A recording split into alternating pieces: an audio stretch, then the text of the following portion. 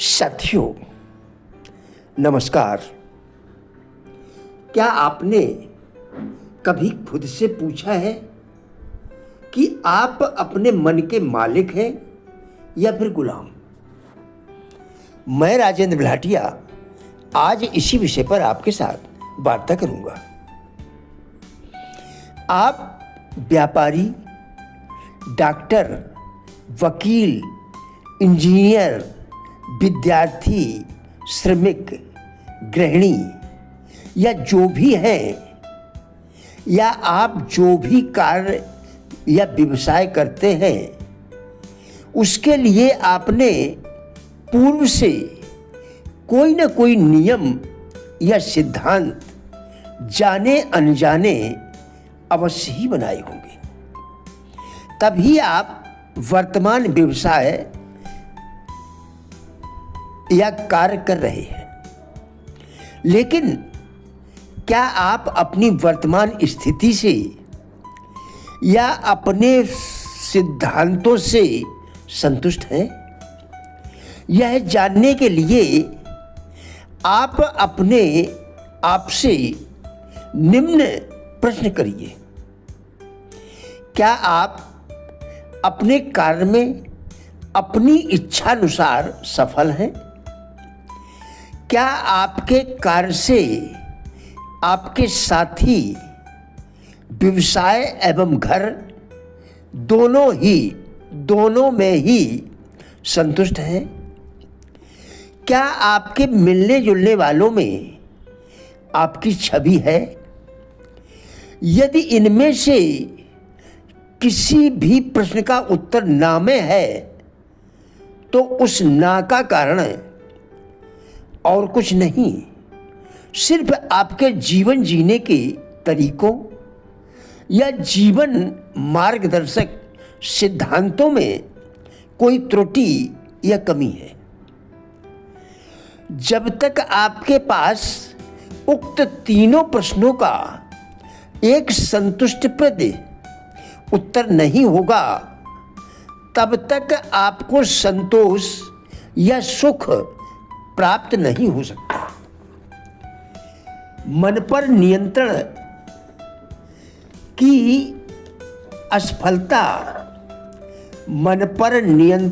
असफलता मनुष्य के जीवन की असफलता है, क्योंकि एक मन ही है जिसे बस में कर हम जीवन में अनेक सिद्धियों और शक्तियों के मालिक बनते हैं।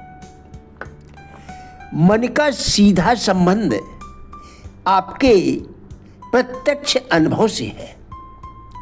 मन एक आधी अधूरी चाल है। मन का संबंध जब तक आपके अंतरंग की दिव्य ज्योति से नहीं होता, मन आपका इच्छावर्ती और आपकी सभी संभावनाओं को साकार करने वाला नहीं बन जाता, तब तक मन का वास्तविक उपाय या यूँ कहें कि उसकी शक्ति का क्रियान्वयन संभव नहीं होता है। मन का समवर्ती होना अध्यात्म की दृष्टि से बहुत महत्वपूर्ण बताया गया है।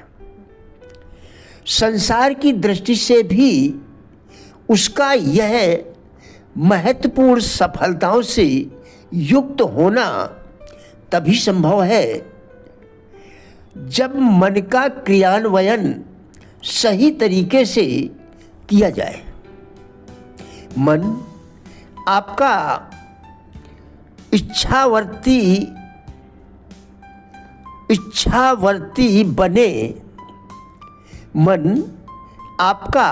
इच्छावर्ती बने, इसके लिए बहुत आवश्यक है कि आप मन से बार बार उसके वास्तविक केंद्र से उसका संचालन करें। मन से परे आत्मा का अस्तित्व है और आत्म स्वरूप से एकाकार होने का मार्ग ही अध्यात्म का मार्ग है। सरल शब्दों में अध्यात्म जीवन निर्माण की विधा है और स्वयं को जागरूक बनाने का विधान भी है। जिन कारणों से व्यक्ति में अपने में परिवर्तन नहीं कर पाता है, जिन कारणों से व्यक्ति अपने में परिवर्तन नहीं कर पाता है, वे है स्वयं पर अनुचित विश्वास, अर्थात बिना यह जाने कि उस विश्वास का केंद्र क्या है। दूसरा, अत्यधिक सोचना, अर्थात बिना यह स्वीकार किए कि कर्म किया किस दृष्टिकोण से जाना चाहिए। हमने मन को एक उपकरण के स्थान पर स्वयं मन से संचालित होने का उपक्रम अपना लिया है। आत्म प्रेरणा से संयुक्त मन, आत्म प्रेरणा से संयुक्त मन अब ढर्राबद्ध होकर कर्म करने को प्रेरित हो गया है। अर्थात हमें मन की गुलामी करने की आदत पड़ गई है। हम में से ज्यादातर लोग इस गलत धारणा के शिकार है कि अध्यात्म किसी दूसरे ही लोक की खोज खबर है, परंतु दृष्टि से देखने की परंतु ऐसा नहीं है।